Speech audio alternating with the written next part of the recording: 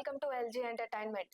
Spirit cinema నుంచి జాతీయ ఉత్తమ నటుడు ప్రకాష్ రాజ్ విభేదాల కారణంగా వైదొలగాడంటూ సోషల్ మీడియాలో విస్తృతంగా ప్రచారం జరిగిన వార్తలపై ఆయన స్పష్టమైన వివరణ ఇచ్చారు.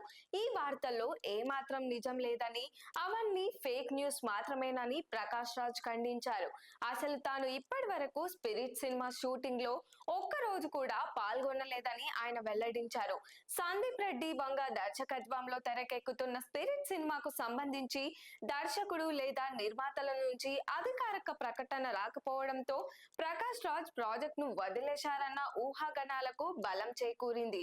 ఈ నేపథ్యంలో పలువురు సోషల్ మీడియాలో సృజనాత్మక విభేదాలంటూ కథనాలు రాయడం ప్రారంభించారు.